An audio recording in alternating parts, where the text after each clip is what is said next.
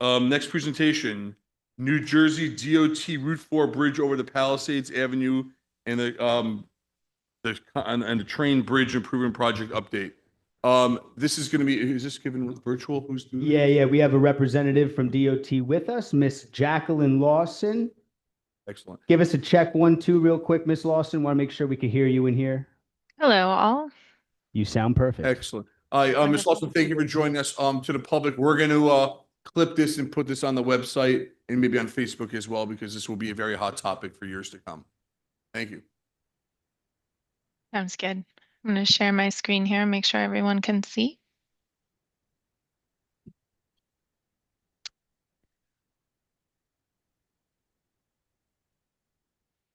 Let me know if you can see that. It looks great. Wonderful. Well, thank you all for having me tonight. My name is Jacqueline Lawson, and I am here representing NJDOT for the Route 4 Bridge over Palisades Ave and CSX. I am from WSP. I am a professional engineer who is working on the civil engineering, the right-of-way portion of this project. I am deputy project manager, and here with me today also is Rishi Rashavano, who is the PM of the project, as well as the structures lead. So I'm going to get started going through the projects, taking you through different parts of the elements, as well as the construction schedule, just so you know what's about to come. So I'm sure you are all aware of the location of the projects, but just to orient anyone who is not familiar, our project is in the center of the screen right here. You can see it labeled as Route 4 over Palisades Ave and CSX. To the right, you can see the Route 4 over Teaneck, and the left is Route 4 over the Hack. If you travel to the east, you'll hit the I-95 interchange, and Fairleigh Dickinson University is on the left side of the screen to the project west.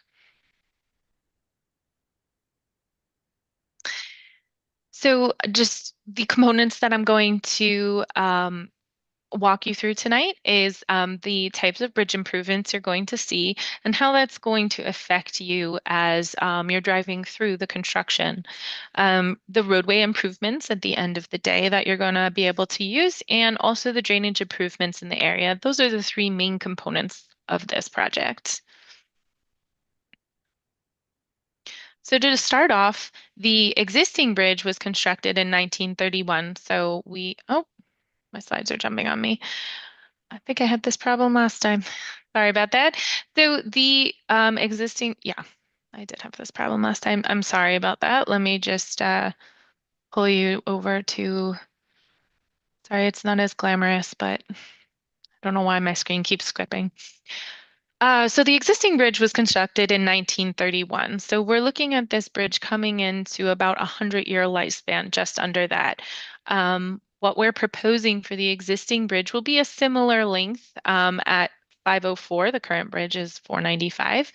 And the construction will go from an 8-span bridge, we'll now be using a 5-span bridge. Not that that means much to the public in any way, but what this will do is improve the horizontal clearance and the vertical clearances. So you'll have more space when you drive underneath the bridge, as well as a smoother transition over top of the bridge. The reason this project has come about is that as DOT sends their inspectors out, this structure was determined to be structurally deficient and functionally obsolete. So once your bridge becomes of that category, it's time to bring in a designer and get a new structure going. As I mentioned, the proposed structure is one 5-span continuous bridge.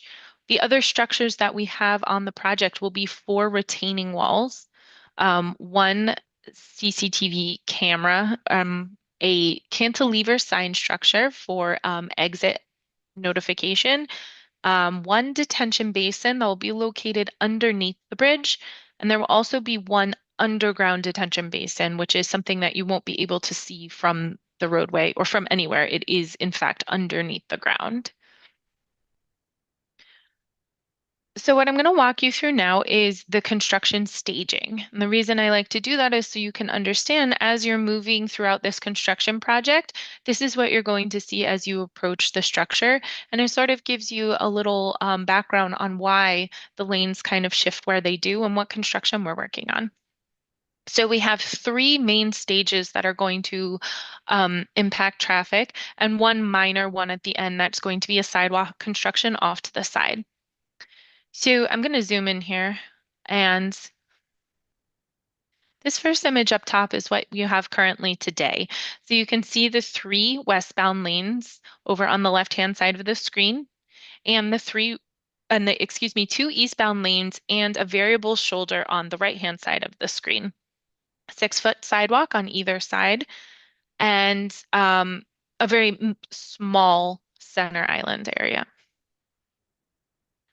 So in the first stage of construction, what we're going to do is we're going to shift the traffic over to the western side of the structure. So you're going to go down to 2 lanes on the westbound side and 2 lanes on the eastbound.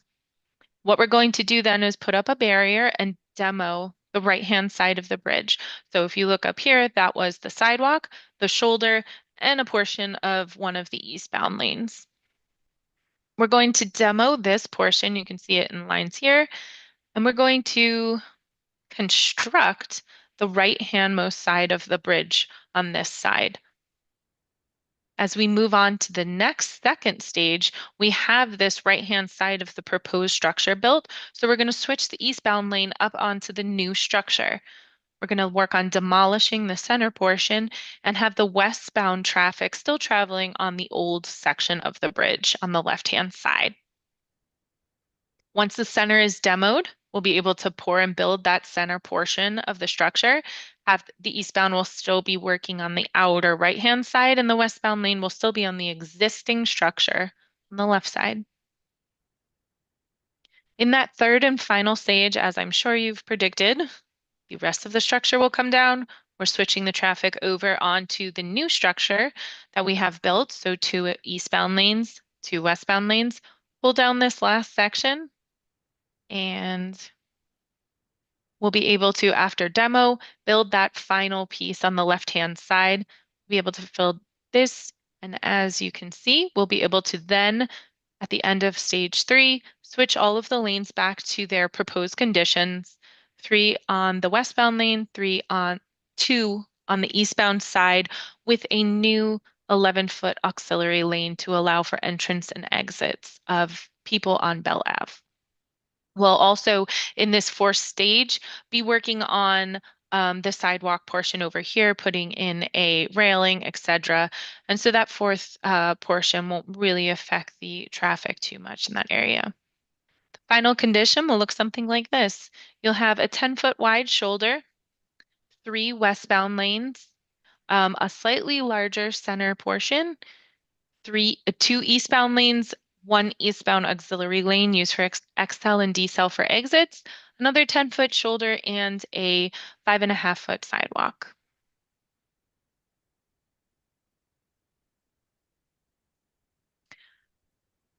So just to get into a little bit of the history of the project, some of the challenges that we faced through design was the overhead utilities along the south side of Route 4.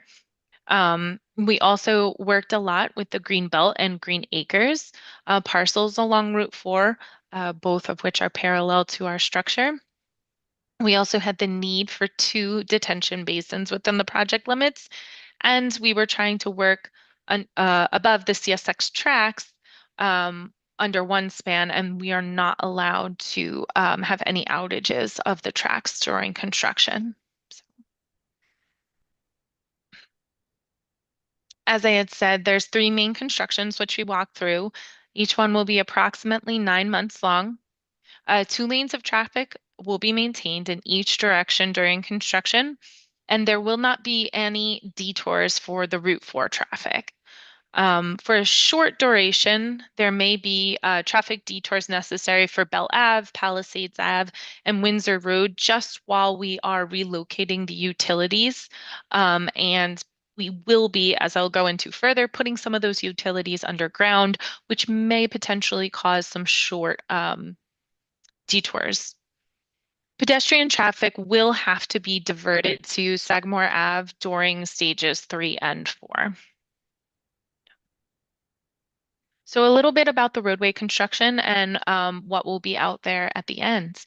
Currently, there's two 12-foot eastbound lanes with a 12-foot shoulder and three 10-foot westbound lanes with no shoulder at all. And you have hardly any compliancy in decel lanes from Route 4 to Bell Ave.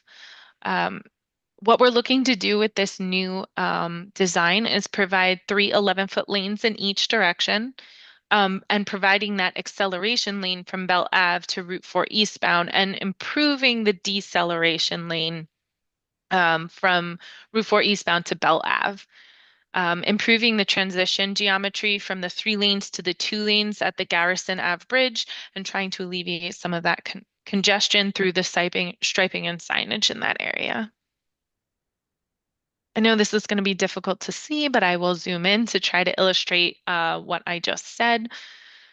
So here on this side, you can see is on the top, this is Route 4 you're looking at. This is Bell Ave here. Garrison Ave is to your left here, and Windsor Road is underneath the structure over here to the right of your screen. What you're going to be seeing now is you will have a full and longer deceleration lane onto Bell Ave. You'll also have a full acceleration lane here off from Bell Ave to Route 4. What this will provide is less people braking within the travel lanes and allow traffic to continue on these 2 eastbound lanes through here across the structure. You can see here's the structure with Windsor Ave. Oh, sorry about that. Continuing across the screen down here, you have your 3 westbound lanes, you have the 3 eastbound lanes continuing.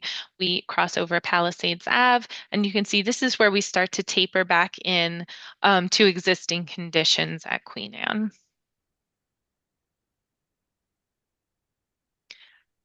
Give you an idea of what we're looking at construction-wise.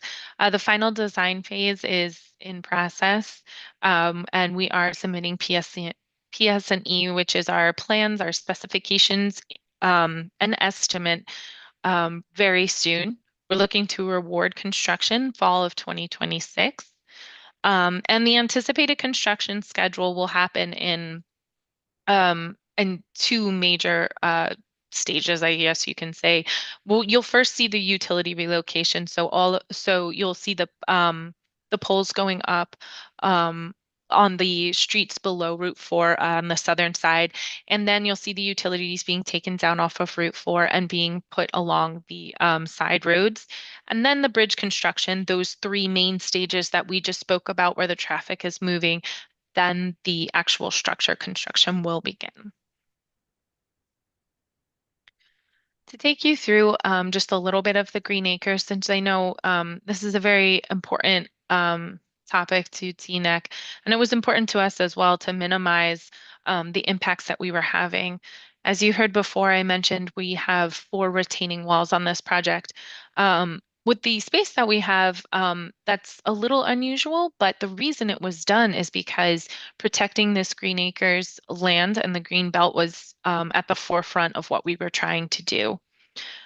Looking in here, I'll just orient you a little bit. This is the structure right here. This is Garrison Bridge over on the left, Bell Ave in between the structure and Garrison, and Teaneck High School, Queen Anne is over here on the right. In green are the parcels that have been identified as Green Acres parcels. The colorful map here depicts the areas that are affected by our construction. That does not mean that we are taking that land. A lot of them are temporary easements in order to be able to construct, such as these big swaths of land through here. We just need to get a crane in there, lift the structure into place, the different components of the structure, and then take the crane away. And that land will be given back as soon as the construction is complete. So that's what this map is depicting. So and what we were working with throughout the project. So just to give you a little idea of the impacts, the right-of-way impacts, there's 3 colors on here. There's this darker brown color, a red color, and a blue. So the darker brown color is those construction easements that I was talking about, the ones that will be returned to owner as soon as construction's complete.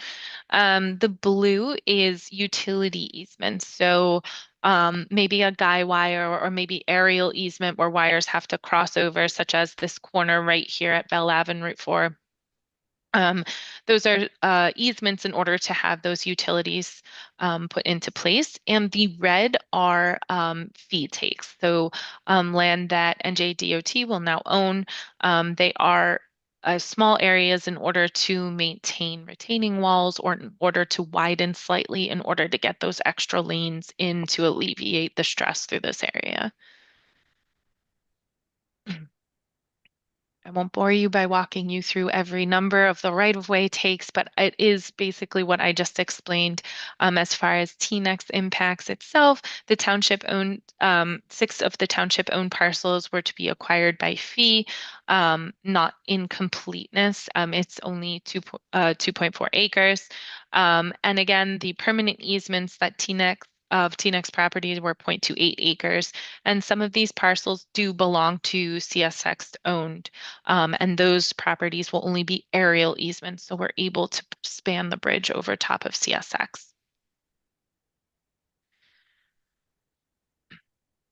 Again, the green acres is different than the green belt. So what are we affecting in green belt and the parklands impacts? As the map illustrated, we do have different permanent and temporary easements through there. Again, you can see the numbers listed out here. What happens when we do affect parkland is that we then are required to mitigate the land. So according to NJDEP, these do fall under a minor diversion, and that basically outlines a certain criteria that we have to follow in order to mitigate this land. And so NJDOT is mitigating the loss of that land by acquiring a parcel offsite, still in Teaneck. It's on Shepherd Ave between Buffett Terrace and Oak Street. And we're going to protect and give that back to Teaneck as protected land.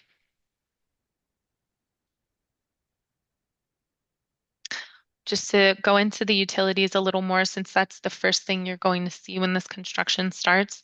All overhead utilities, there's 10 different companies out there on those poles on the Route 4 corridor, except for an ITS line, which is going to be relocated along back on the bridge.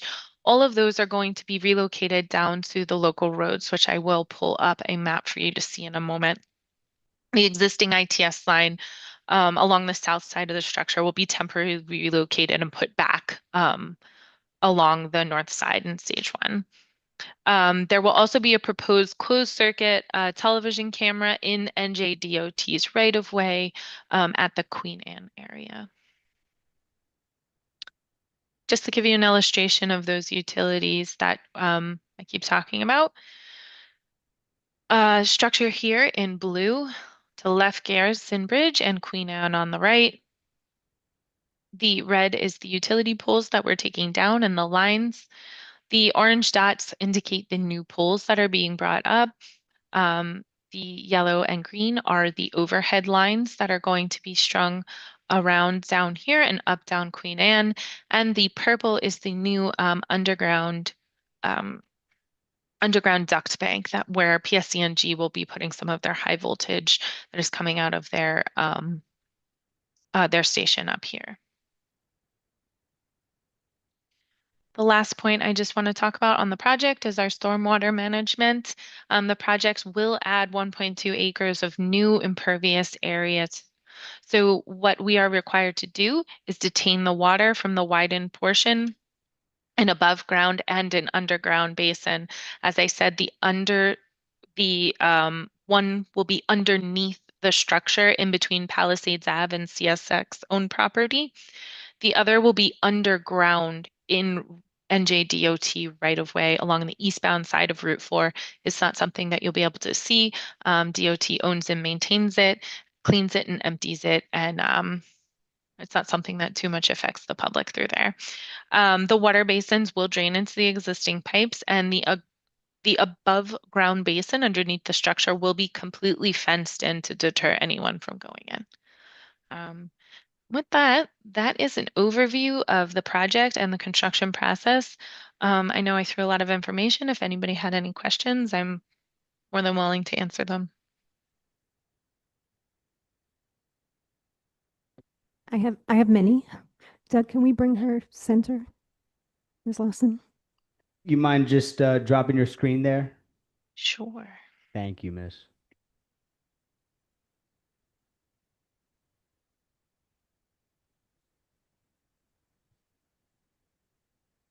So thank you for this, and thank you for explaining it so clearly to us. I do have a few questions. We've heard of a project that's going to be starting on Route 4 by River Road. Do you know if these two will be running contiguously? Will they, it's basically one exit after the next. Do you know what will be with that project when they'll both start? When that will start? We actually have been working at DOT with Route 4 over the Hackensack and all projects along that corridor are being timed so that the construction is not impacting the traffic through the area. Um, as far as who's going to overlap when, it depends on when the projects start pushing through. Definitely a question for DOT specifically, and I apologize that I don't have the answer to that right now. But what I can tell you is that I have sat through many meetings to ensure that our maintenance and protection of traffic, as well as our staging, is all being coordinated through DOT with all three project managers on those projects. So as far as when each project will hit, I'm not sure. There's not really a defined timeline yet, but I can say that it is being watched closely and will be heavily coordinated. Okay. Will work be done at night, overnight? Bell Avenue is a residential neighborhood. So will there be bright lights, construction vehicles, noise at night, or will all the work be done during the day? At this time, we anticipate no night work. We are very cognizant of the residential area we'll be in. As far as those local streets, um, we will not be doing utility work in the evenings at this time. Okay. And you talked about the utility relocation 2026 to 2028. Will there be shutdowns on the highway during that time, or will you be working around it? We'll be working around it. Yeah, no shutdowns will be required for the highway. So that'll be 2028 to 2032. Okay. Is when you'll start seeing the traffic shifts. But again, we do not anticipate any detours on Route 4. You will Okay. always be able to get through. So, Great. And Windsor Road underneath the bridge has been a flooding area. So the detention tanks are now going to mitigate that. as far as the areas under there, that is not part of our project. Like the water that's coming through there, DOT doesn't own that roadway. I do know that they're upgrading the detention basin, excuse me, the inlets underneath there, putting in new inlets, etc. But as far as the pipe capacity going through there and the outlet structures, that's not owned by DOT. But the project itself won't contribute to the flooding that's there. No, It won't. no, anything. We are capturing all of our water that's coming off of that structure, including the new, um, including any new impervious is being collected and stored so that it hits your system at a very slow rate. Okay. And then you had mentioned pedestrian traffic moving to Sagamore. Pedestrian traffic from where? On Windsor Road or on Route Mm. 4? On Route 4. We didn't, when we went out there to, because we have done pedestrian and traffic counts, etc., there was not much pedestrian movement on Route 4, but since there are facilities out there, we need to anticipate anyone who's looking to use them. So, on the actual structure, may I say, there are bus stops that are out there, etc. So those will be coordinated with temporary stops and certain locations. When that happens, advance notice is given out to anyone who uses those facilities as well as posted at the location. So um, those will all be coordinated. Okay. Thank you. Of course. I have one question. What's the closed circuit camera all about? That's for that's for watching, for like traffic counts. Um, Sometimes they can feed back weather information, watching traffic. It's like a traffic cam, like, to monitor the traffic that's going through there. It's completely DOT, again, closed circuit, so it's not like something that can be hacked into. Understood. Okay. Yeah. I just had one quick question. One of the benefits that your diagram indicates is that from Bell Avenue, the ramp or the lane that enables cars to ramp up or to exit out, so we don't have to stop and start as we have now on Bell Avenue. Would you say that's one of the net benefits of this project? Yeah, I think you're really going to see an improvement, in that area with congestion due to that. There was a lot of bottlenecks that were going on through here between buses stopping and not being able to fully get out of the lane to, you're losing a lane right before Garrison Ave. You're also trying to excel and decel, from all these on-ramps, all within 2 lanes and a small, shoulder. All of that is going to be larger with more room and dedicated areas for people to be able to, pull over for the bus stop or to accelerate onto the highway and join it at a proper speed. So it's really going to streamline that area. Thank you. Sure. I can't see if Councilman Katz or Goldberg want to speak, but I'm assuming not. Okay, thank you very much. Let's post this online. So we'll see you in a few years, right? Yeah, actually, we will be doing a public info center, early next year. So I will actually be coming out with, DOT and Rishi, and we'll be coming out to, just engage the public before we really get cracking. So Thank you we'll very see much. you then. Thanks a lot. Okay. Thank you, Ms. Lawson. Thank you. Okay, next.